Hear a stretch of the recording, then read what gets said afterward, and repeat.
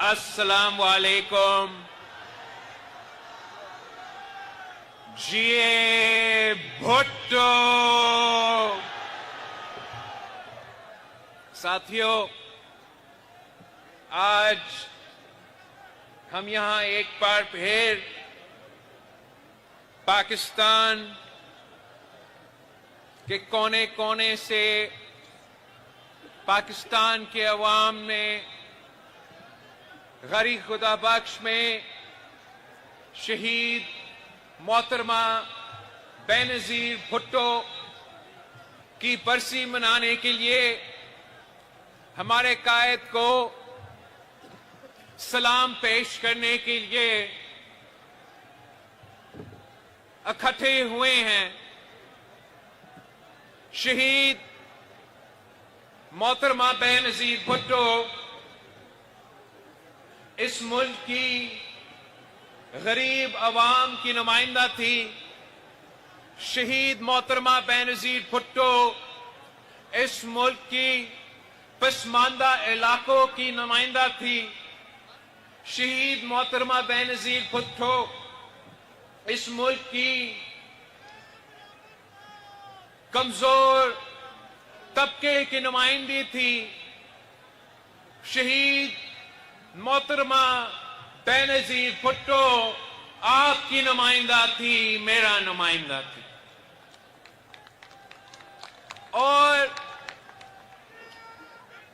جس بہادری کے ساتھ شہید محترمہ بے نظیر بھٹو نے اپنا 30 سالہ سیاسی جدوجہد لڑی، وہ آپ کے سامنے ہے اور وہ دنیا کے سامنے ہے. وہ تاریخ کا ایک حصہ بن چکا ہے کہ شہید محترمہ بے نظیر بھٹو دنیا کی پہلی مسلم خاتون وزیر اعظم بنی. شہید محترمہ بے نظیر بھٹو نہ صرف پاکستان کی مگر عالمی سطح پر لیڈر مانا جاتی تھی. وہ آپ کی آواز کو، پاکستان کے کسانوں کی آواز کو، پاکستان کے مزدوروں کی آواز کو، پاکستان کی محنت کش طبقہ کی آواز کو بین الاقوامی سطح تک پہنچاتی تھی. وہ اس ملک کی عوام کی حقیقی نمائندہ تھی. وہ آپ کی آواز بنی اور آپ ہی کے حقوق کے لیے جدوجہد کرتی رہی اور آخرکار شہادت قبول کی. مگر آپ کی موقف پہ سودا نہیں کی، اپنی نظریہ پہ سودا نہیں کی، اپنے منشور پہ سودا نہیں کی، پیچھے نہیں ہٹی. نہ کسی آمر کے سامنے، نہ کسی دہشت گرد کے سامنے وہ کبھی جھکی. وہ کھڑی رہی، آخری دم تک کھڑی رہی، مگر آپ کی مقدمہ لڑتی رہی، پیچھے نہیں ہٹی. اور جنہوں نے شہید محترمہ بے نظیر بھٹو کو شہید کیا، ان کا یہ غلط فہمی تھا کہ اب جبکہ شہید محترمہ بے نظیر بھٹو موجود نہیں ہوگی تو سندھ کی آواز، بلوچستان کی آواز، پختونخوا کی آواز، وسیب کی آواز، پنجاب کی آواز، وفاق کی آواز، گلگت بلتستان اور آزاد کشمیر کے حقیقی آواز ہمیشہ کے لیے دب جائے گی. اور پاکستان میں صرف اور صرف سیاسی کٹ پتلیاں ہوں گے جو اپنے اقتدار کے خاطر اپنے کرسی کے خاطر موقف پہ بھی سودا کرنے کے لیے تیار ہوتے ہیں، نظریہ پہ سودا کرنے کے لیے تیار ہوتے ہیں، منشور پہ سودا کرنے کے لیے تیار ہوتے ہیں، پاکستان کے عوام کے حق پہ سودا کرنے کے لیے تیار ہوتے ہیں، صوبوں کے حق پہ سودا کرنے کے لیے تیار ہوتے ہیں، پاکستان کا نیشنل سیکیورٹی پہ، ہمارا اٹامی احساسوں پہ سودا کرنے کے لیے تیار ہوتے ہیں، سب کچھ کرنے کے لیے تیار ہوتے ہیں، ملک کو نقصان پہنچانے کے لیے تیار ہوتے ہیں، بس ان کو اسلام آباد کی کرسی پہ بیٹھنے کا شوق ہوتا ہے۔ اور آج تک 27 دسمبر 2007 سے لے کے آج تک جو نقصان پاکستان اٹھا رہا ہے، جو نقصان آپ اٹھا رہے ہو، جو اس ملک کے عوام آج تک اگر مشکل میں ہیں تو صرف اس لیے کہ تم نے شہید محترمہ بینظیر بھٹو کو شہید کیا اور ہم پہ یہ کٹپٹلیوں کو مسلط کیا۔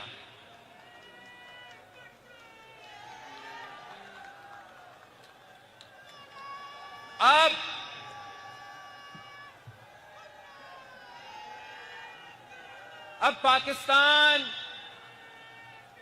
ایک ایسا جگہ پہ کھڑا ہے کہ مسئلے ہی مسئلے ہیں، اندرونی مسئلے ہیں، معاشی بحران ہے، دہشت گردی کا مسئلہ ایک بار پھر سر اٹھا رہا ہے، ہر صوبے کے اپنے اپنے مسئلے ہیں، اور بیرون ملک بھی، بیرون سطح پہ پاکستان کے لیے بہت سارے امتحان آنے والے ہیں۔ چاہے پاکستان کے جو اندرونی مسئلے ہیں یا پاکستان کے جو بین الاقوامی سطح پہ ہمارے مشکلات ہیں، ان تمام مسائل کا مقابلہ کرنے کے لیے پاکستان کی سیاسی جماعتیں، پاکستان کی سیاسی قوتیں جو سٹیک ہولڈرز ہوتے ہیں، ان کو مل کے ان مسائل کا مقابلہ کرنا پڑے گا۔ کسی ایک سیاسی جماعت کے پاس نہ وہ مینڈیٹ ہے، نہ وہ طاقت ہے کہ وہ ایک وقت تمام اندرونی اور بیرون ملک کے جو مسائل ہیں ان کا مقابلہ کرے۔ پاکستان پیپلز پارٹی کو پاکستان کے عوام نے ایک ذمہ داری دیا ہے، اب اس واحد سیاسی جماعت ہو جو آج کل کے سیاسی صورتحال میں بھی فخر سے کہہ سکتے ہو کہ ہم نہ سلیکٹڈ ہیں نہ فارم 47 والے ہیں۔ تو جی بالکل آپ کی اپنے اسمبلی میں ہمارے تعداد اتنا نہیں ہوں گے، مگر ہم جواب دے اگر ہے تو کری خدا بخش کو جواب دے ہے۔ اگر ہم جواب دے ہیں تو پاکستان پیپلز پارٹی کے جیلوں اور اس ملک کے عوام کو جواب دے ہیں۔ اور یہی وجہ ہے کہ ہم آپ کی آواز اٹھاتے ہیں اور اٹھاتے رہیں گے۔ جب حکومت سازی کا وقت تھا تو ہمارا کسی کرسی کا یا کسی وزارت کا شوق نہیں تھا۔ ہم نے اس وقت یہ فیصلہ کیا کہ جو سیاسی جماعت ہمارے پاس آئے ہیں، جو وعدہ کر رہے ہیں کہ وہ پولیٹیکل سٹیبلٹی لے کر آئیں گے، جو وعدہ کر رہے ہیں کہ مہنگائی میں کمی لے کر آئیں گے، ہم ان کے ساتھ دیں گے، ان کا حکومت بنائیں گے. اور ہم نے اس وقت ایک معاہدہ پہ دستخط کیا کہ ہم آپ کو اپنے ووٹ تو دلوا رہے ہیں، مگر ایسے نہ ہو کہ آپ ووٹ لے کے آنکھیں بھر جائیں. ایسے نہ ہو کہ جیسے ماضی میں ایک سیاستدان آپ کے بارے میں کہتا تھا کہ جب مشکل میں ہو تو پیر پڑتے ہو اور جب مصیبت سے نکل جاتے ہو تو گلا پکڑتے ہو. تو یہی وجہ تھا کہ پاکستان پیپلز پارٹی کی چیئرمین اور پاکستان مسلم لیگ نواز کا سربراہ نے باقاعدہ طے کیا کہ آپ کے پاس ہم سے زیادہ سیٹس ہیں نیشنل اسمبلی میں، اب بھلے حکومت بنائیں، ہم آپ سے ایک وزارت بھی نہیں لیں گے. آپ کو پورا اختیار ہے، حکومت چلائے، ذمہ داری اپنائے اور پاکستان کے عوام کا مسائل حل کرے. یہ طے ہوا تھا کہ جبکہ ہم حکومت میں نہیں ہیں، پاکستان کی پی ایس ڈی پی چاروں صوبوں کی ڈیولپمنٹ کے جو وفاق کے منصوبے ہوتے ہیں، ہم مل کے کنسنسس کی بنیاد پہ یہ بنائیں گے تاکہ ہم انشور کر سکیں کہ پاکستان کے جو پسماندہ علاقے ہیں، جن کو ہر مسلم لیگ کی حکومت میں ستولہ سلوک کا سامنا کرنا پڑا، چاہے وہ بلوچستان ہو، چاہے وہ سندھ ہو، چاہے وہ پختونخوا ہو، چاہے وہ ہمارا وسیب ہو، ہم نے ان رائٹنگ لکھوایا کہ پی ایس ٹی پی ہم مل کے بنائیں گے. ہمیں معلوم تھا کہ بلوچستان اور سندھ اور جنوبی پنجاب اور جنوبی پختونخوا سب سے زیادہ متاثر تھے پچھلے سیلاب سے. تو یہی وجہ تھا کہ ہم نے اپنے معاہدہ میں باقاعدہ لکھوایا تھا کہ سب سے پہلے ترجیح یہ ہے کہ جن لوگوں کو اس سیلاب میں نقصان ہوا ان کا ضروریات ہم پورا کریں گے. ہم نے اپنے لیے کوئی وزارت نہیں مانگا، صرف اپنے عوام کا حق مانگا ہے. اور آج مجھے آپ کو افسوس کے ساتھ کہنا پڑ رہا ہے کہ ابھی تک اس ڈاکیومنٹ پہ عمل درآمد کرنے کے لیے ہم ناکام رہے ہیں. اور میرے لیے اپنے ممبران کو بار مجبور کرنا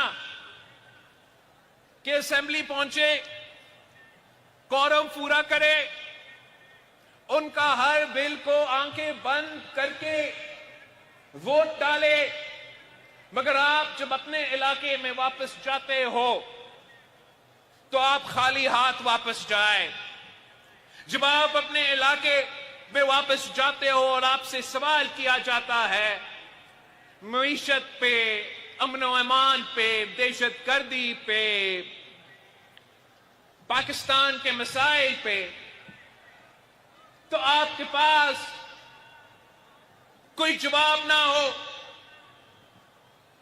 اس طریقے سے حکومتیں نہیں چلتے.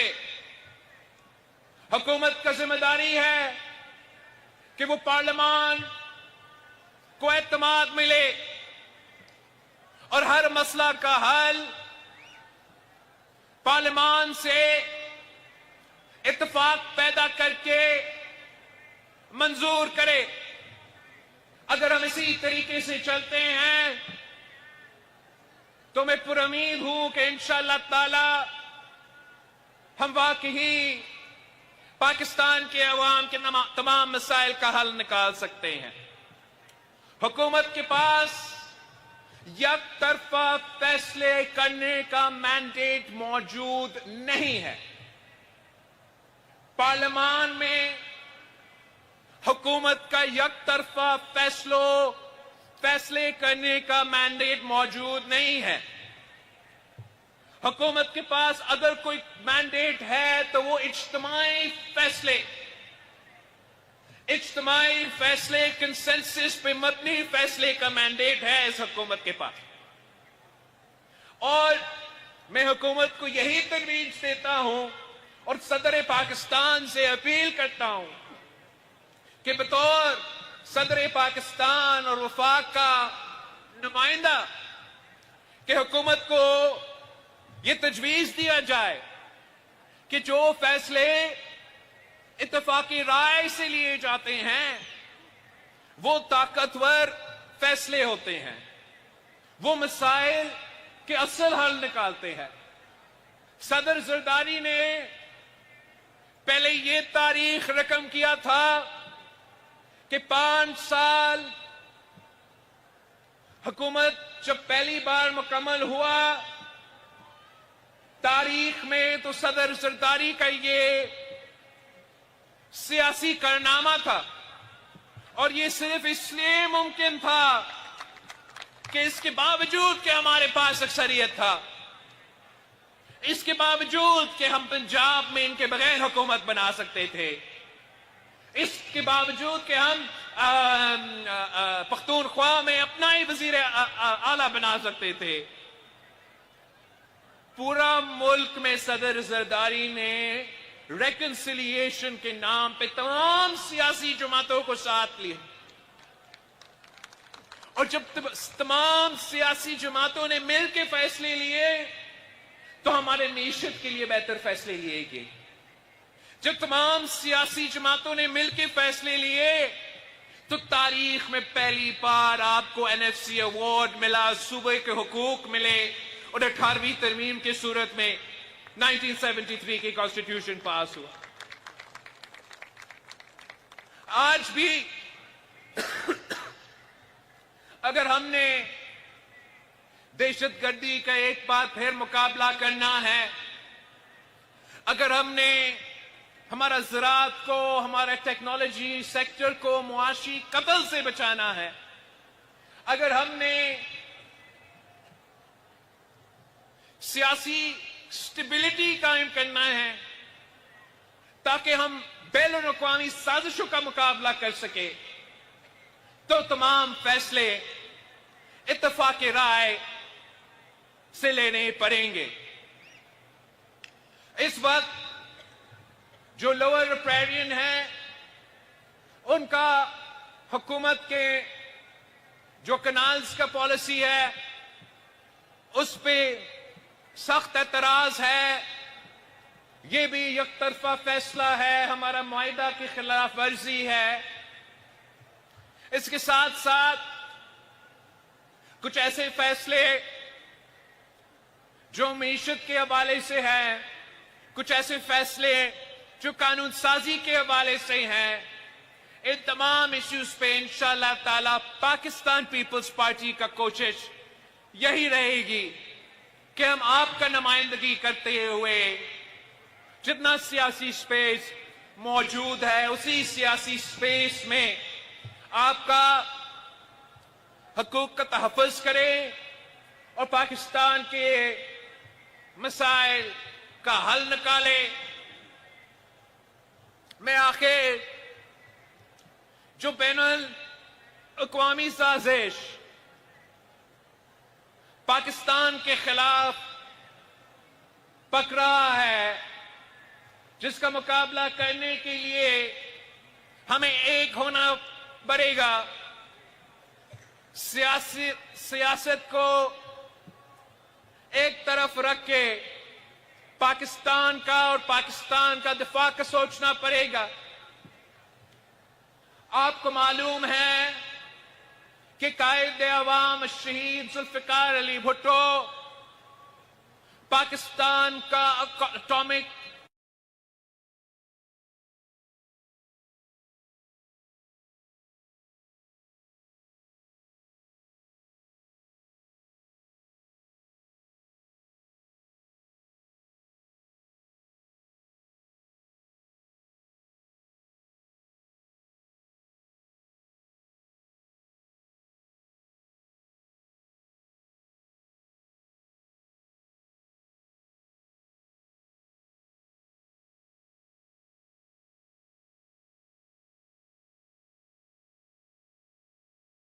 بم بنا دیا. یہ ان کو مالی آنکھ سے دیکھ رہے ہیں. ان کا یہ خواہش ہے کہ کوئی مسلمان ملک کے پاس اس قسم کا قوت نہ ہو اور وہ کسی نہ کسی بہانے پہ آپ سے آپ کا یہ طاقت چھیننا چاہ رہے ہیں. حال ہی میں امریکہ نے شہید بی بی کی دیے ہوئے میسائلز پہ سینکشنز لگوائے ہیں. تو میں پاکستان پیپلز پارٹی کی طرف سے پورا پاکستان کو اور پوری دنیا کو بتانا چاہ رہا ہوں کہ پاکستان پیپلز پارٹی جب تک موجود ہے ہم نہ اپنا اٹامک طاقت پہ سودا کرنے دیں گے اور نہ ہی شہید بی بی کی میسائل پروگرام پہ. آپ دیکھ رہے ہوں گے کہ مختلف ممالک مختلف بیان دے رہے ہیں ہمارے اندرونی سیاست کے اوپر. اور آپ کو معلوم ہونا چاہیے کہ یہ سب کچھ بہانہ ہے. یہ سب کچھ بہانہ ہے. کسی کو کوئی فکر نہیں ہے پاکستان کی جمہوریت کے بارے میں، پاکستان کی انسانی حقوق کے بارے میں، پاکستان میں کسی قیدی کے بارے میں. وہ تو عمران صرف بہانہ ہے. نشانہ پاکستان کا اٹامک پروگرام ہے. نشانہ پاکستان کا میسائل ٹیکنالوجی ہے. اور اب میں واضح کرنا چاہ رہا ہوں کہ پاکستان تحریک انصاف کے بانی کو کلیریفائی کرنا چاہیے کہ کیا یہ لوگ جو ان کے حمایت میں ہر ایک دن کوئی بیان نکال رہے ہیں، کیا یہ وہی لوگ نہیں ہیں جو پاکستان کی اٹامک پروگرام کے خلاف ہے؟ کیا یہ وہی لوگ نہیں ہیں جو شہید محترمہ بینظیر بھٹو کی دی ہوئی میسائل ٹیکنالوجی کے پروگرام کے خلاف ہے؟ یہ آپ کے حق میں کیوں بول رہے ہیں؟ کیا یہ وہی لوگ نہیں ہیں جو سب سے زیادہ آواز پہلے اسرائیل کی زائنسٹ حکومت کے لیے اٹھاتے ہیں اور اس کے بعد آپ کے لیے اٹھاتے ہیں؟ اس جماعت کو کلیریفائی کرنا پڑے گا. عمران کو خود ان لوگوں کا مذمت کرنا چاہیے جو پاکستان کا اٹامک پالیسی کا، پاکستان کا اٹامک طاقت کے خلاف بیان دیتے ہیں. اگر وہی لوگ آپ کو سپورٹ کر رہے ہیں تو پاکستان میں یہ جو تاثر ہے کہ ایک